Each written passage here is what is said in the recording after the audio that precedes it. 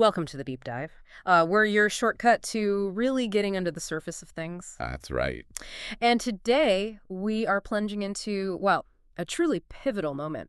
Genesis 3 verses 10 through 15. A huge one. Our mission here is to unpack some fascinating insights, maybe some surprising nuggets from this foundational biblical passage. We want to help you understand its core messages and, why they still echo today. Yeah, they really do. We're picking up right after Adam and Eve's big choice there in the Garden of Eden. The immediate aftermath. Exactly. And by the end of this deep dive, you'll have uncovered, well, the surprising first appearance of fear, the original blame game, which feels very familiar, the very first curse recorded, and also a profound sort of unexpected promise of future victory. Lots to unpack there. Okay, so let's unpack this. Adam and Eve have eaten from the forbidden tree. God approaches. And Adam's response in Genesis 3:10, it's pretty stark. I heard you in the garden, and I was afraid because I was naked, so I hid. That impulse to hide, it just feels so immediate, so human. But what's, really significant about this confession? Well, what's fascinating here is that this isn't just a mention of fear. It's the very first time fear is recorded in the whole Bible. Wow, the first time. The first time. Imagine, like a world before fear, just pure trust. And this passage, it just shatters that. It shows fear being born, basically, tied directly to that broken trust, to shame. Right. And a fundamental break, really, in the relationship between humanity and God. It's not just an emotion, it's a symptom of something much deeper, like a cosmic disorder. Cosmic disorder, that's a powerful phrase. So this reaction, this hiding, which we all kind of recognize in ourselves, it takes on this huge theological weight here. It's not just personal embarrassment, it's like a turning point for everyone. Absolutely, a whole new reality setting in. Okay, so then God asks this question in verse 11. It feels almost like an open door, doesn't it? Who told you that you were naked? Have you eaten from the tree that I commanded you not to eat from? Yeah, it's an opportunity. Right. An opportunity for Adam to just own it, come clean. But what we get is, well, something else entirely. Indeed. Yeah, instead of owning up, we get Adam's reply in verse 12. The woman you put here with me, she gave me some fruit from the tree and I ate it. Ooh. And this right here, this is it. The start of the blame game. The very beginning. Humanity's first instinct seems to be, not my fault. Deflecting responsibility. And it immediately starts cracking, community accountability. And the relationship with God, presumably? Yeah. Right. All of it. And this chain reaction, it doesn't stop with Adam, does it? God then turns to Eve in verse 13. What is this you have done? Maybe she takes a different approach. Not really. Eve's reply is pretty much the same pattern. The serpent deceived me and I ate. Yeah, there it is. There it is. Adam blames Eve. Eve blames the serpent. And what's really striking is that nobody actually takes full, unreserved responsibility. Yeah. This primal urge, this passing the buck, which, let's be honest, we still see all the time. Oh, totally. It's so human, isn't it? We all want to pass the buck when we mess up. Exactly. And it's presented here as, the initial twisting of how humans relate to each other and to God. Yeah.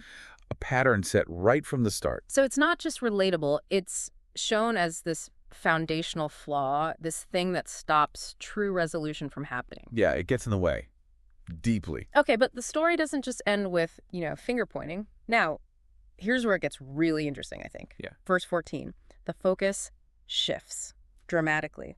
God turns directly to the serpent. What's happening now? Right. This is where God delivers the first curse recorded in the Bible. The very first one. The very first one. He says to the serpent, because you have done this, cursed are you above all livestock and all wild animals. You will crawl on your belly and you will eat dust all the days of your life. Wow. And this isn't just like a punishment. It's presented as this profound reordering of creation itself. It's God responding immediately to that cosmic disorder we mentioned. And it really underscores that actions have consequences, big ones, far-reaching ones. It sets up this ongoing foundational struggle. A struggle. Right. But then, amidst this pretty stark judgment, something else emerges in verse 15, a flicker of something unexpected. This verse feels so important. Oh, absolutely. It's crucial. God says to the serpent, and I will put enmity between you and the woman, and between your offspring and hers. He will crush your head, and you will strike his heel. Enmity, crushing heads, striking heels. What does that mean? Well, If we connect this to the bigger picture, this verse is often called the proto-evangelium. Proto-evangelium. Yeah, it basically means the first gospel or the first hint of good news. Ah, okay. It's this promise of a future victory over evil, a decisive win, eventually. But notice, it also includes struggle. You will strike his heel. So victory won't come without pain, without conflict along the way. That hope, even right there in the middle of judgment, that feels like such a recurring theme, doesn't it? It really is. What makes this specific verse resonate so strongly, not just as like a prediction, but as this foundational promise? I think it's the unprompted nature of it. Yeah. You know, even right after this huge failure, God isn't just dealing out consequences. He's simultaneously, right then and there, laying the groundwork for redemption. It points towards a future deliverer, someone, an offspring, who will confront and ultimately defeat the source of the deception. Right. And that's why, for centuries, Christians have looked at this verse and seen it pointing towards Jesus. They see the seeds of that ultimate victory right here. Okay, so when we pull back and look at the whole passage, Genesis 3.90:15, it's way more than just a story about eating forbidden fruit. Much more. What are the key things you hope our listener really grasps from this deep dive? What should stick with them? Well, ultimately, I think Genesis 3.015 is kind of like the blueprint for the human struggle. Yeah.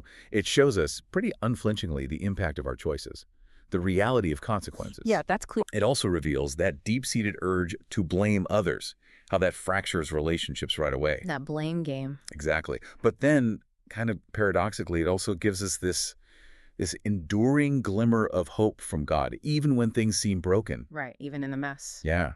And notice how God addresses each one, Adam, Eve, the serpent, methodically. It suggests maybe a restoring of order, of justice, even if it's not going back to how things were. And maybe the most powerful thing is that it shows God is still present, still speaking, still offering a path forward, even in the middle of all that brokenness. So bringing it back to you, the listener, what does this all mean for you? How do these ancient themes, fear, blame, taking responsibility, consequences, but also that profound hope, how do they resonate in your life today? Yeah, how do they play out? We've really tried to peel back the layers in this deep dive into Genesis 3.10:15.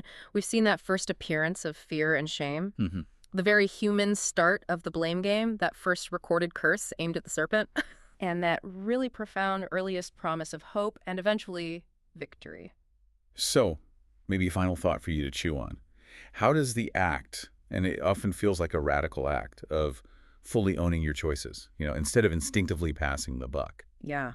how does that actually change things? Does it create new possibilities for growth, for resolution, even when things are really challenging? That's a great question to sit with. We really encourage you to reflect on your own experiences with blame, with responsibility. How do you find hope when you're struggling?